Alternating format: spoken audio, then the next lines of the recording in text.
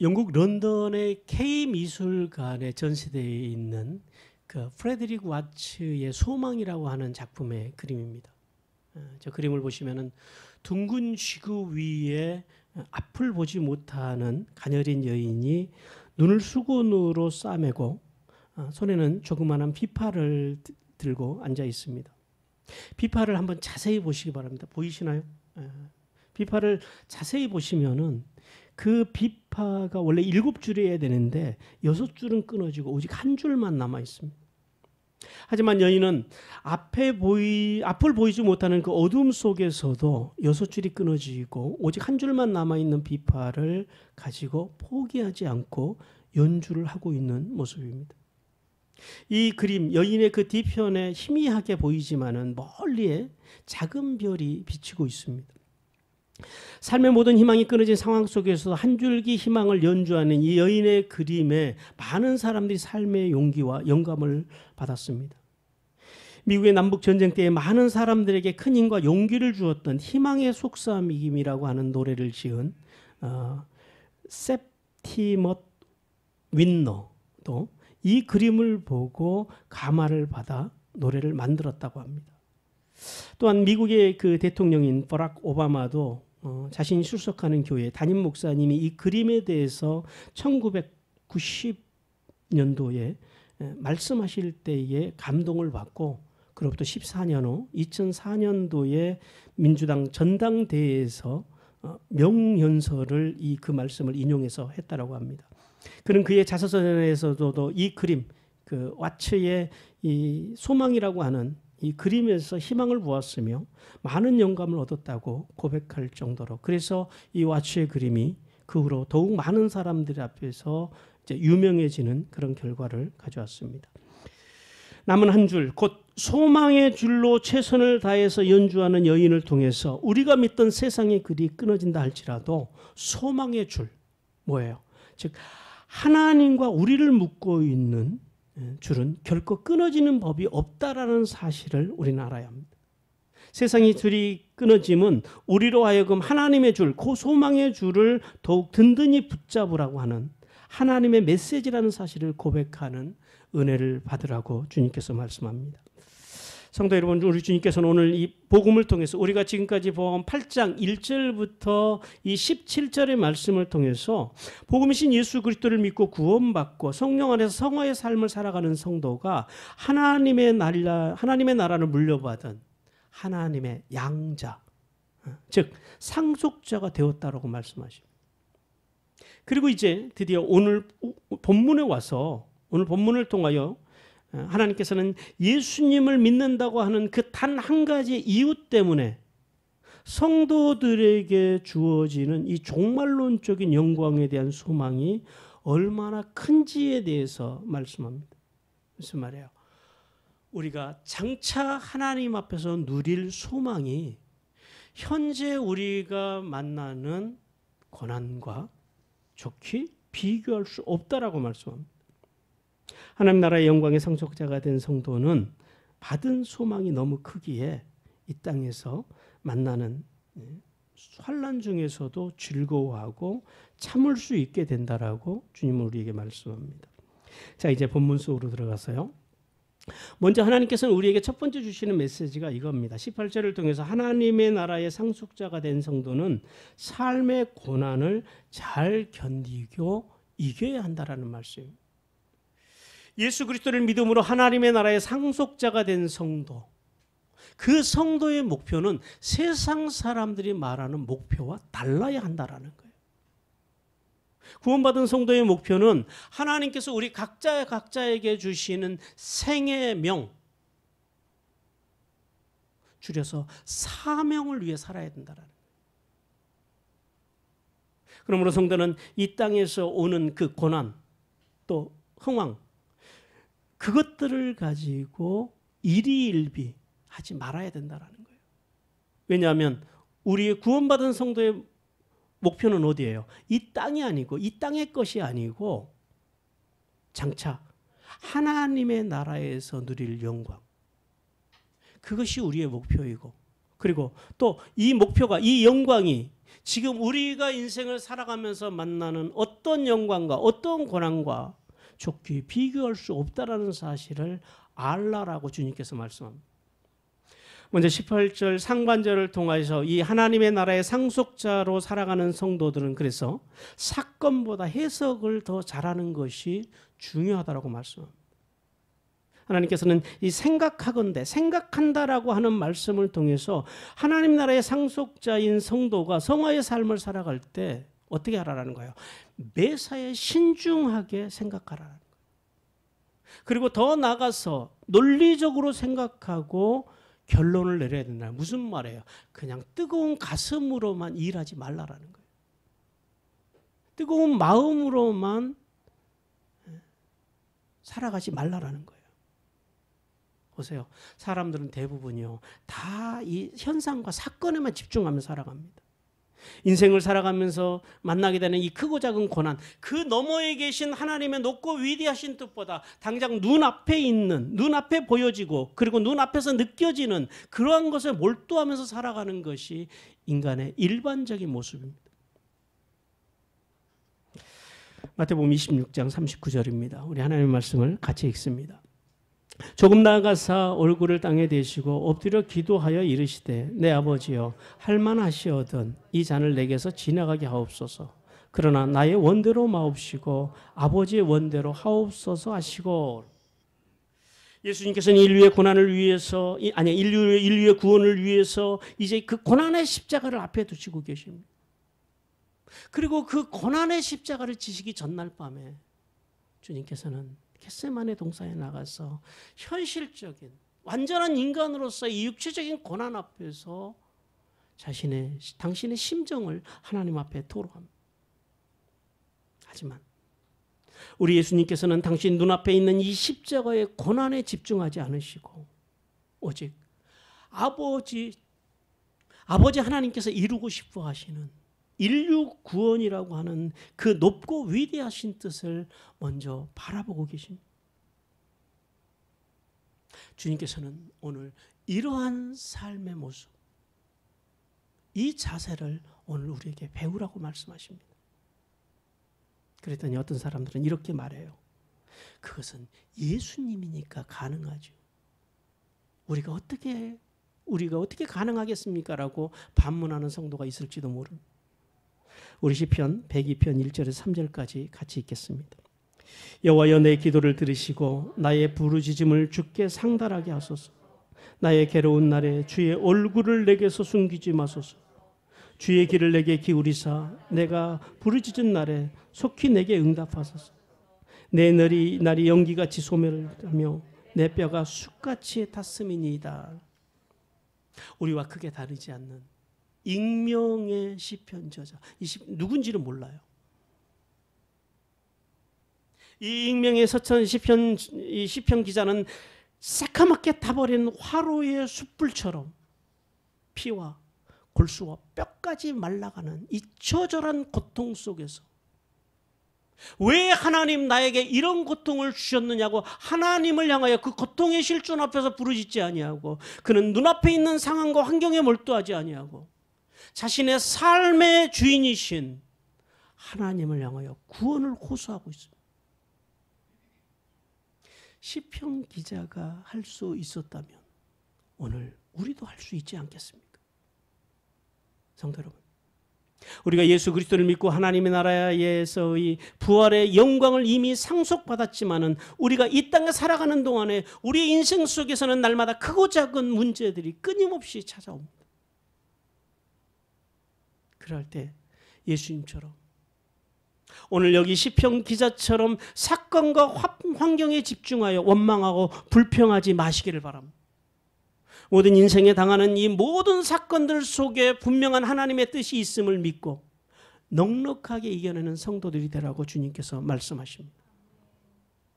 18절 하반절에 보니까 계속해서 하나님의 나라를 상속받은 성도는 이 세상 무엇과도 비교할 수 없는 영광을 소유한 존재라고 말씀합니다.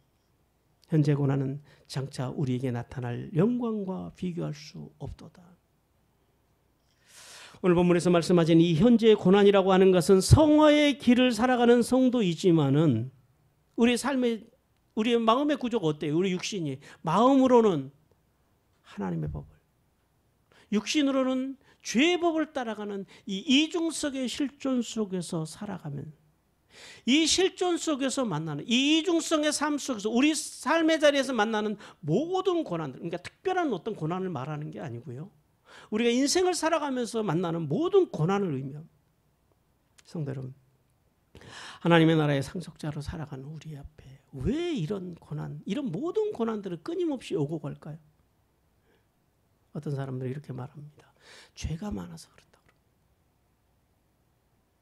그리고 기도하지 않아서 그렇다고 합니다. 봉사하지 않아서 그렇다고 합니다. 뭐 그럴 수도 있지요. 그것이 전혀 정답이 아닌 것은 아닐 겁니다. 그러나 진짜 정답은 뭐예요? 우리가 분명히 알아야 될 것이 뭐예요? 우리 인생에 우리가 성화받고 성화의 길을 걸어가는 성도임에도 불구하고 우리 인생에 고난이 오는 것, 이유가 뭐예요? 답이 뭐예요? 오늘 우리가 살아있기 때문에 온다라는 거예요. 그럼 이렇게 물어봐요. 예수 안 믿으면 고난이 안 와요? 와요. 우리 인생 앞에 찾아오는 고난에 대해서 전도서 9장 2절에서 이렇게 말씀합니다. 같이 읽습니다. 모든 사람에게 임하는 그 모든 것이 일반이라.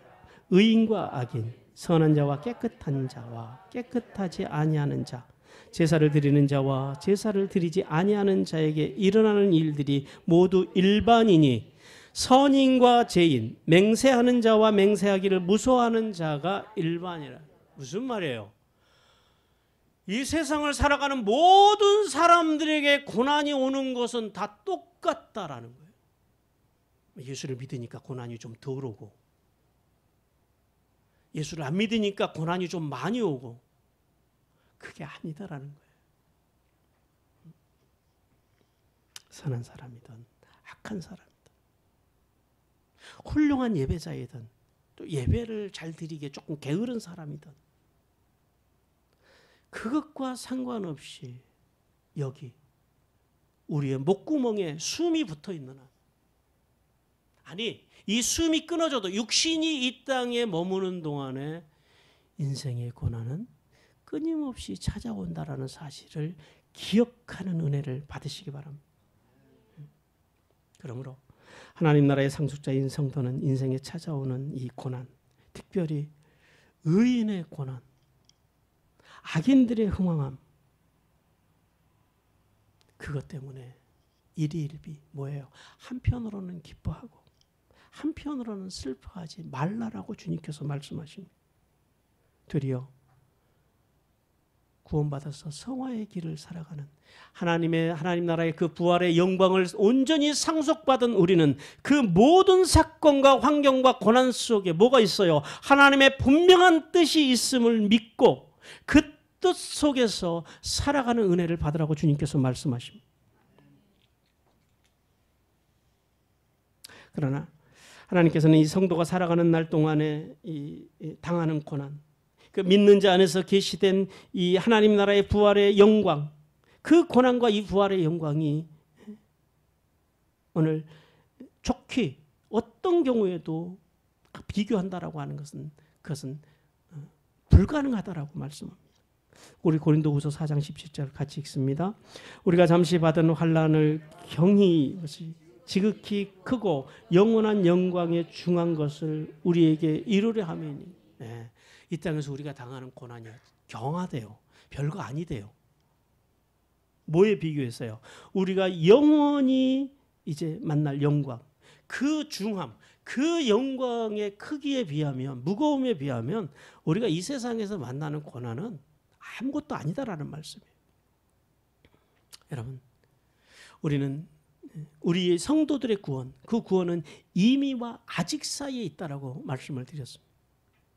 예수님께서 십자가에서 한 번에 영원히 온전하게 이루어 주신 이 구원이 인간의 연약함 때문에 마음으로는 하나님의 법을 따르고 육신으로 죄의 법을 따르는 이 불완전함 때문에 우리의 구원이 우리에게서 완전히 완성되지 못하고 그 완성되지 못한 인간의 삶의 자리에 목숨이 붙어있나 끊임없이 찾아오는 이 고난, 그 고난이 그래서 더 크다라고 말씀합니다. 그러나 예수 그리스도를 믿고 구원받아 세례를 통하여 예수님과 연합된 삶을 살아가는 성도는 비록 인생 속에서 고난이 오지만은 그 고난이 믿는 사람들에게는 경하다라는 거예요. 뭐에 비해서요? 하나님의 나라에서 받을 예수님과 함께 누릴 부활의 영광의 중함, 거기에 비해서는 아무것도 아니다라는 사실을 깨닫고 넉넉하게 이겨나가는 은혜가 여러분에게 임하시기를 주님께서 원하십니다. 성도 여러분, 구원받은 성도가 이 땅에서 만나는 고난은 항상 일시적이라는 사실을 기억해야 돼요. 영원하지 않다라는 거죠. 그러나 하나님의 나라에서 받을 영광은 영원하다라는 사실을 우리는 깨달아야 합니다. 그러므로 하나님의 사람들은 하나님의 나라와 교회를 위해서 우리가 열심히 살고 열심히 일하다가 당하는 고난 때문에 때로는 울게 되고 억울한 일을 당한다 할지라도 그 억울함 때문에, 그 아픔 때문에 우리가 가던 영광의 길을 멈추거나 뒤로 물러서는 신앙을 가져서는 안 됩니다.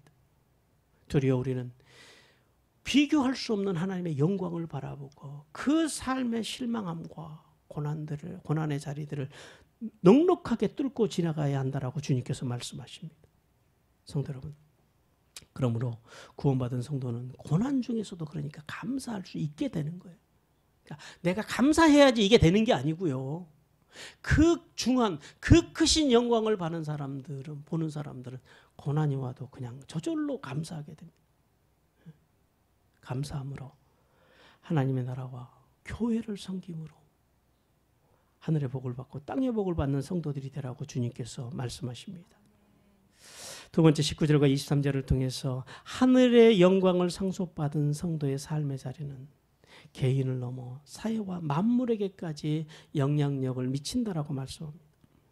그러므로 예수 그리스도를 믿어 하나님의 자녀로 새롭게 태어난 성도는 개인적인 복과 영광만을 위해 살아서는 안 된다고 말씀합니다. 왜냐하면 하나님의 나라의 상속자가 된 성도는 우리 개인의 구원과 번영뿐만 아니라 우리의 삶의 자리, 우리의 목적이 뭐예요? 하나님의 영광이기 때문에 그 영광을 가족과 이웃과 사회와 국가, 더 나아가서는 만물에게까지 흘려보내서 우리 주변에 있는 모든 사람들을 돕고 세우고 살리는 구속사의 삶을 살아가라라고 말씀합니다. 그래서 먼저 주님께서는 19절과 21절을 통해서 자연 만물에게 간절한 소망이 있다고, 그 자연 만물의 간절한 소망에 대해서 말씀합니다. 인류의 첫 번째 대표인 아담, 그가 에덴 동산에서 하나님께서 주신 아름다운 복을 선악과의 계명을 파괴함으로써 거절해버립니다. 파괴해버립니다. 그래서 인간에게는 이 사망의 저주가 아담과 그의 후손들에게 들어왔어요. 근데 문제는 이것이 인간에게만 들어온 것이 아니라 대표성의 원리, 이 모든 피조계의 대표를 하나님께서 인간으로 세우셨기 때문에 자연 만물까지도 인간 때문에 타락하게 되었다라고 말씀합니다. 우리 창세기 3장 17절 18절 같이 읽습니다. 아담에게 이르시되 내가 내 아내의 말을 듣고 내가 내게 먹지 말라 한 나무의 열매를 먹었은즉 땅은 너로 말미암아 저주를 받고 너는 내 평생에 수고하여야 내 소산을 먹으리라. 땅이 내게 가시덤불과 엉겅퀴를 낼 것이라. 내가 먹는 것은 밭의 초세인즉. 인간이 저주받는 순간에 자연 만물이 이 대표성의 원리를 따라서 함께 저주를 받아서 오늘 성경 말씀 보니까 가시덤불과 엉겅퀴를 냈다고 그럽니다. 사실은 자연 만물은 하나님 앞에서 범죄하지도 않았어요. 자연 만물이 하나님을 거역하지도 않았어요. 그런데 자연 만물이 하나님께서 그 주인으로 임명하신 인간 때문에 함께 타락하게 되었다라는 거예요. 그래서 인간과 함께 타락한 이 자연 만물들이 뭘 소망하고 기다리냐면 하나님의 아들들, 그 하나님의 아들들이 나타나기를 기다리는 거예요. 하나님의 아들들이라 하면 그 두 번째 인류의 대표이신 예수 그리스도를 통하여 은혜로 죄 용서함을 받고 새롭게 성령 안에서 하나님의 인격으로 거듭나서 인격으로 성화의 삶을 살아가는 하나님의 자녀들, 그 자녀들이 이 땅에 출현하기를, 그 자녀들이 이 땅에 세워지기를 오늘 우리가 고대하는 바 그래요. 이게 무슨 말이냐면은 원문에 보니까 그래요. 직역을 하면 머리를 길게 빼고 지켜본다라는 거예요. 머리를 길게 빼고 간절히 기다린다라는 거예요. 이것을 대망이라고 합니다. 대망한다라는 거예요.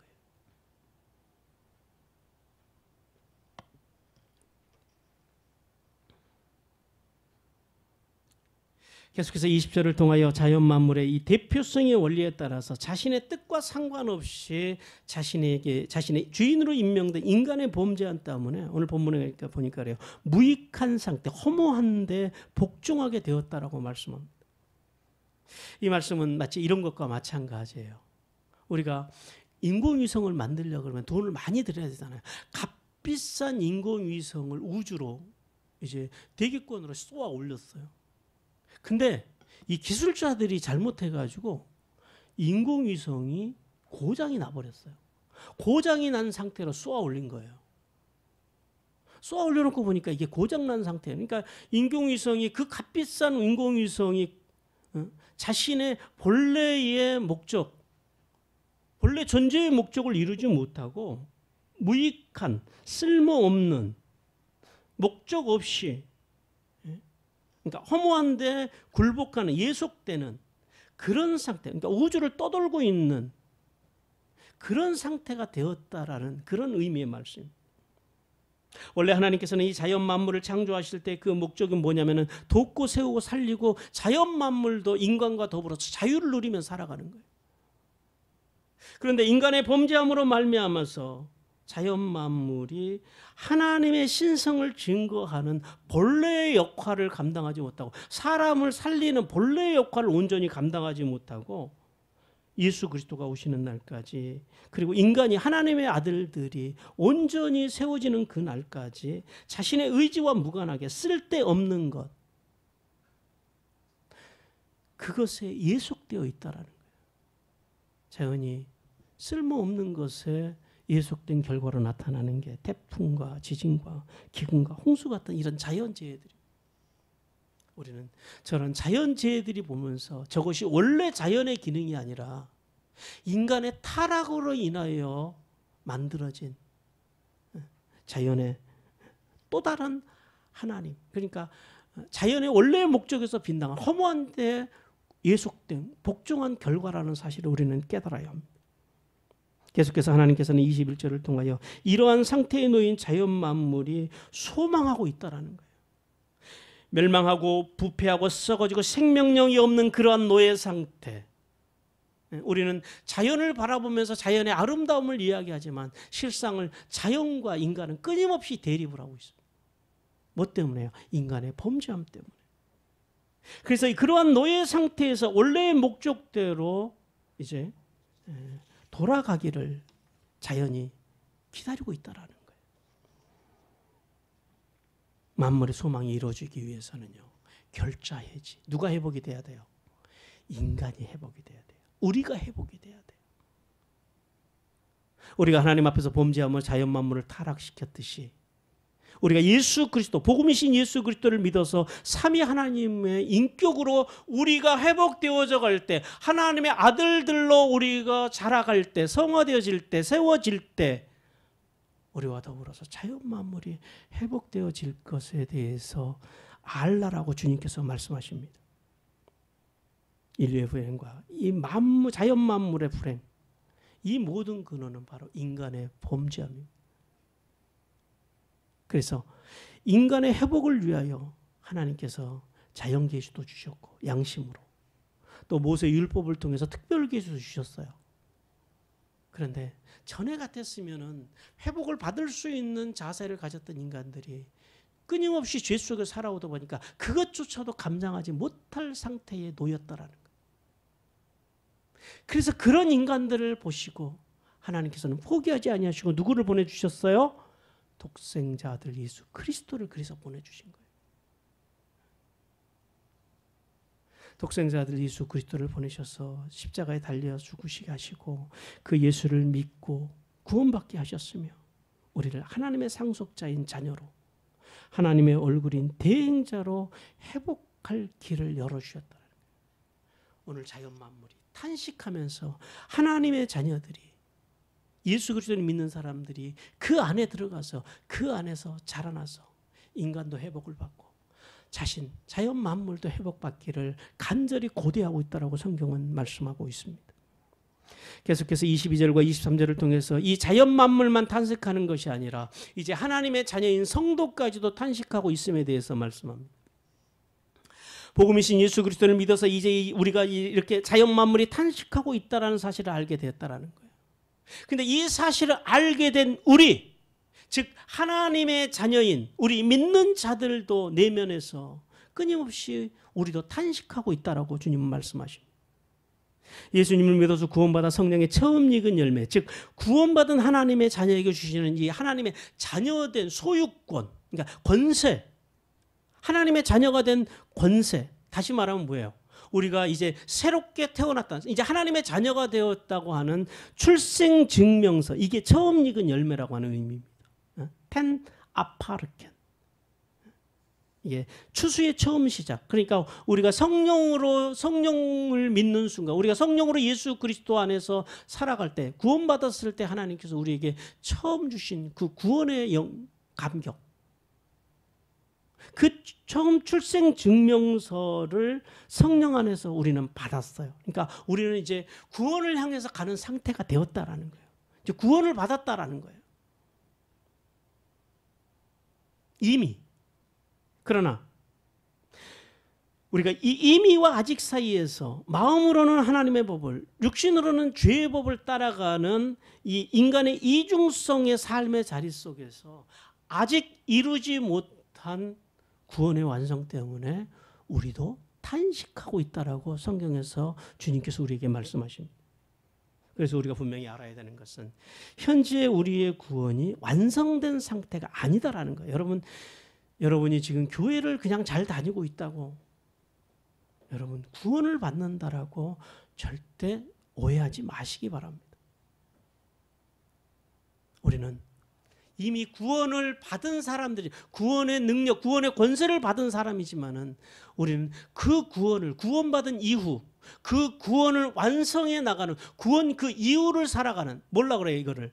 성화라고 하는 영화의 단계, 완전한 구원의 영화의 단계에 들어갈 때까지 성화의 삶을 살아가야 한다라고 주님께서 우리에게 말씀하십니다. 그래서 우리가 구원받은 이유가 중요합니다. 6월절이 중요한 것이 아니고 출애굽기 12장이 중요한 것이, 그것도 중요하죠. 굉장히 중요한 사건입니다. 그러나 거기까지 오는 데는 출애굽기가 한 12장까지밖에 안 와요. 13장부터는 뭐예요? 그 이후의 삶이에요. 이게 중요하다라는 거예요. 우리가 구원받은 이후를 어떻게 살아갈 거냐라는 거예요. 성화의 단계를 지나서 영화의 단계의 완성, 이 완성의 단계에 들어가는 것, 이걸 뭐라 그러냐면 성령의 둘째 익은 열매라고 합니다. 우리가 예수 그리스도를 믿고 구원받는 걸 뭐라 그래요? 출생신고 증명서를 받는 거예요. 성령의 이게 첫째 익은 열매예요. 우리가 구원 그 이후를 성화의 삶을 잘 살아서 하나님의 나라에서 완전한 구원을 이루는 걸 뭐라고 한다고요? 성령의 둘째 익은 열매. 이 열매를 취할 때까지 우리 성도들이 내면에서 뭘 하고 있다고요? 탄식하고 있다라는.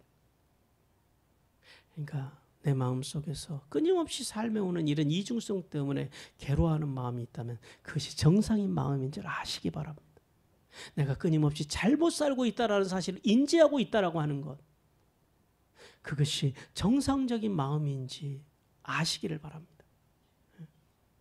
그래서 온전한 구원의 완성, 영화의 단계에 이를 때까지 우리가 구원받은 전제이긴 하지만 우리는 끊임없이 그 구원을 완성해가는, 그 연약감 때문에 탄식하는 우리인 줄 알고 더욱 하나님 앞에 집중하는 은혜를 받으시기를 바랍니다.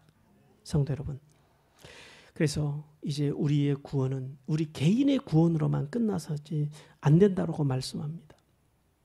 참된 성도는 이제 개인의 구원에만 집중하지 않아요. 그러니까 우리가 성막을 통해서 배웠잖아요. 수준이 있어요. 뜰은요, 자기 개인에게 집중하는 거예요.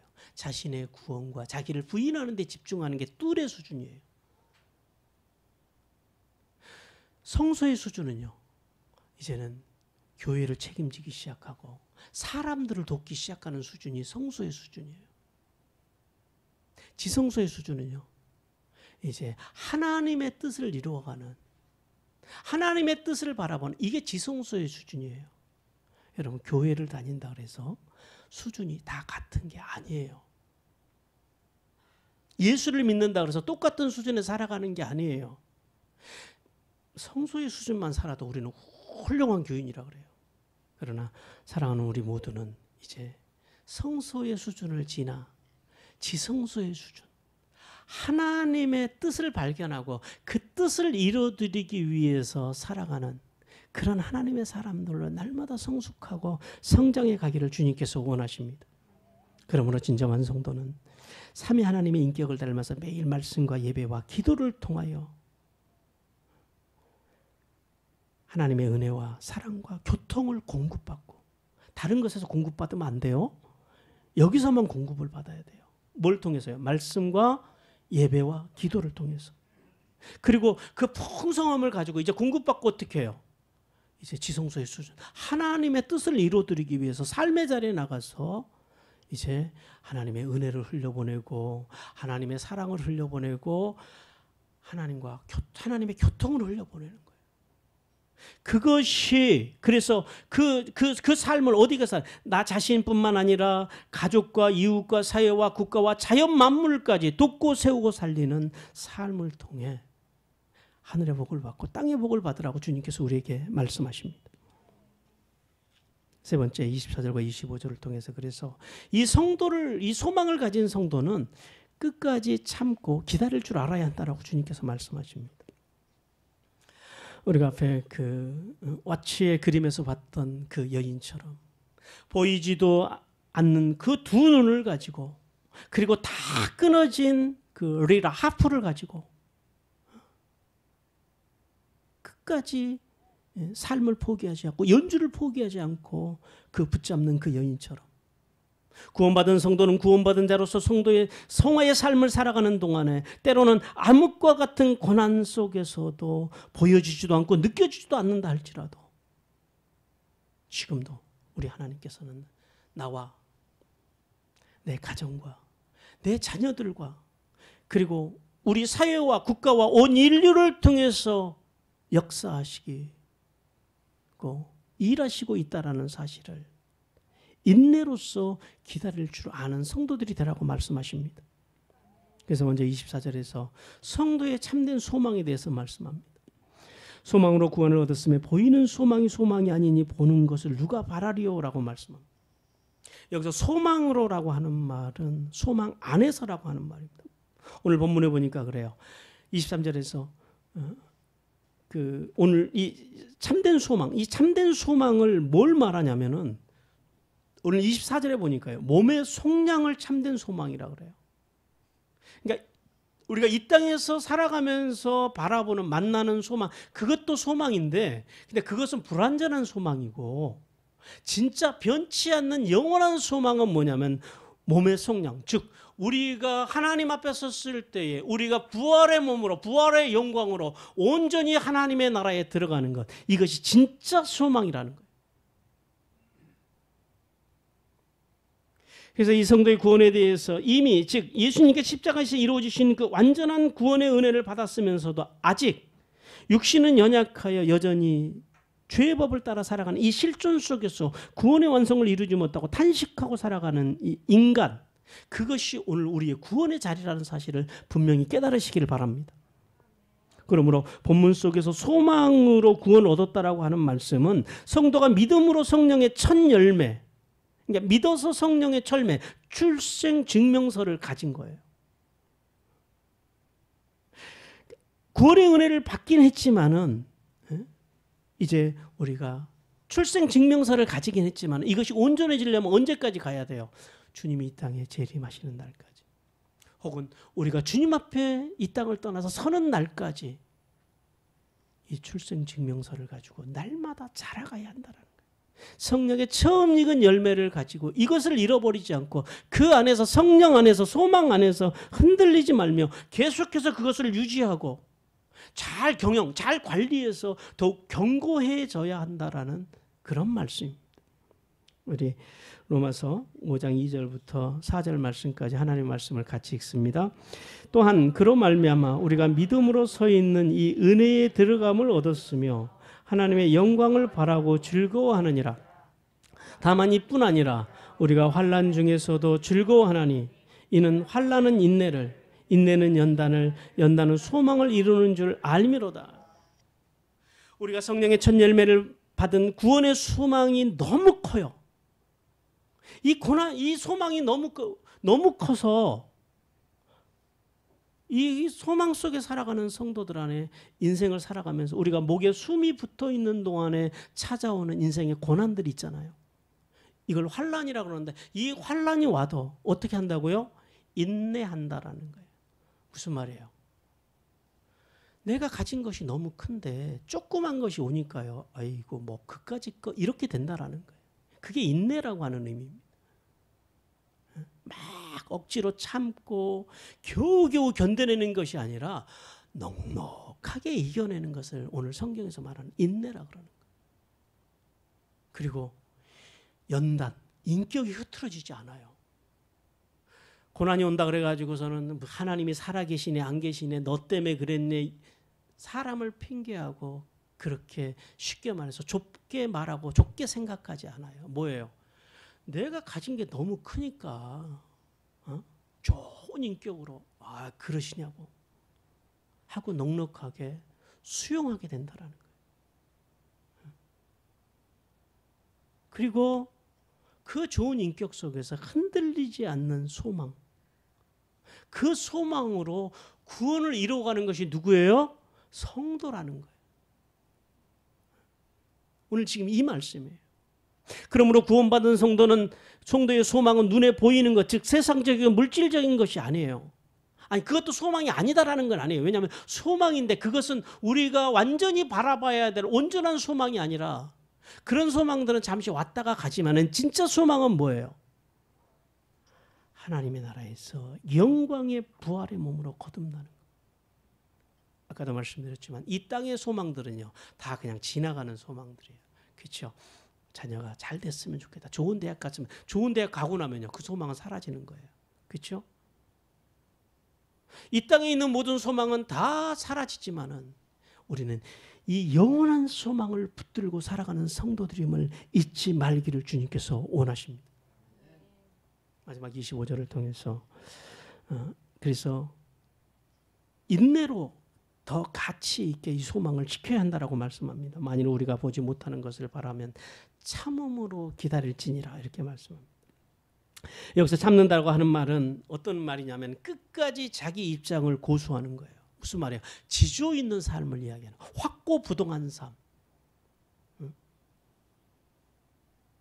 무슨 말이에요? 긍지 있는 삶을 살아가라라는 거예요. 이 소망을 가진 성도답게 삶의 자존감을 높이하고 살아가라라는 거예요. 그 노블레스 오블리주라는 말 여러분 잘 아시죠? 이 말은 그 사회적인 지위가 높거나 명예를 가진 지도층의 사람들에게 요구되는 높은 수준의 도덕적인 의무를 말하는 프랑스어입니다. 이 말의 시작이 이렇게 돼요. 로마 시대의 몇몇 왕과 귀족들이 투철한 도덕의식과 솔선수범하는 공공정신을 보여줍니다. 그래서 그때부터 그 사람들을 바라보면서 이 노블레스 오블리주라고 하는 말이 생겨났습니다. 무슨 말이에요? 복음이신 예수 그리스도를 믿고 성화의 길을 살아가면서 이 참된 소망을 붙들고 살아가는 성도가 영적으로 육적으로 이 노블레스 오블리주의 삶, 즉 하나님의 나라의 상속자로서의 긍지를 가지는 삶, 부유한 자의 삶, 돕고 세우고 살리는 그런 삶을 살아가라라고 하는 주님의 말씀입니다. 우리는 세상이 볼 때는 가난하지만 우리는 가난한 사람들이 아니에요. 세상이 볼 때는 우리는 연약한 사람이지만 우리는 결코 연약하지 않아요. 왜요? 우리에게 누구에게도 어떤 것에게도 뒤지지 않고 흔들리지 않는 하늘의 소망이 여기 우리의 마음속에 우리의 신앙의 자리에 있다라는 사실입니다. 그래서 주님께서 누가복음 8장 15절에서 이렇게 말씀합니다. 같이 읽습니다. 좋은 땅에 있다는 것은 착하고 좋은 마음으로 말씀을 듣고 지키어 인내로 결신하는 자예요. 예수님께서는 이 씨 뿌리는 비유를 통해서 좋은 땅에 있다라고 하는 건 그것이 뭐냐면 구원받고 진리 안에서 부유하게 된 성도로서 열린 마음으로 넉넉하게 인내로서 열매를 맺으며 살아가는 삶. 그것이 좋은 땅에 있는 성도라고 말씀합니다. 또 고린도전서 13장 7절 말씀 같이 읽습니다. 모든 것을 참으며 모든 것을 믿으며 모든 것을 바라며 모든 것을 견디는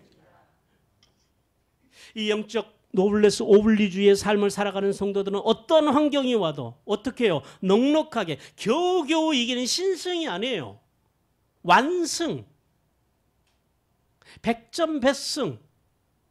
그러니까 완전히 이겨놓고 하는 싸움. 이 싸움, 이 승리를 누리면서 오늘 본문에 보니까 그래요. 고린도전서에 사랑의 열매를 맺는 성도의 삶을 살아가게 된다라고 말씀합니다.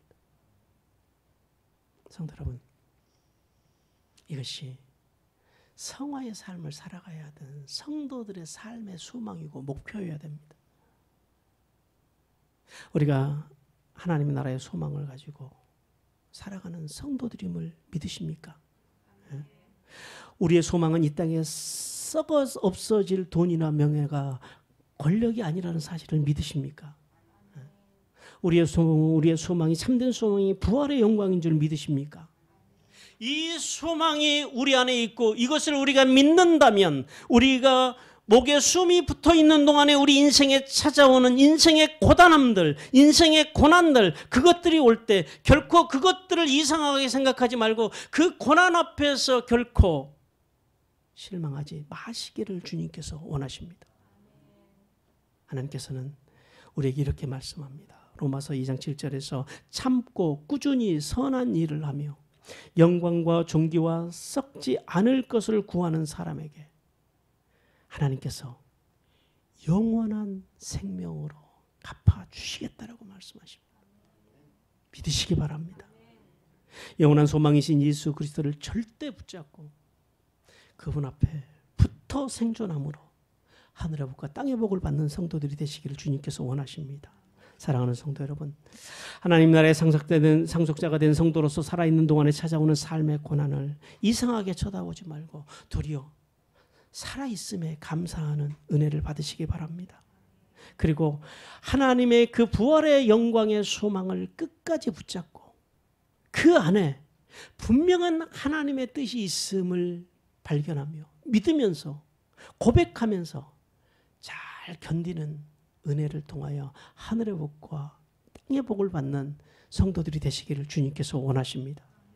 또한 하나님의 나라의 영광을 상속받은 성도로서 나 한 개인의 구원, 그러니까 우리가 성소의 뜰의 수준에만 머물지 마시고 우리가 성소의 수준, 우리가 사람들을 책임지고 교회를 책임지는 그 수준, 또 그 수준을 넘어 하나님의 뜻을 이루어 드리는 그 높은 수준까지, 그래서 그 수준에서 나와 내 가족과 이웃과 교회와 사회와 국가, 더 나아가서 어디까지요?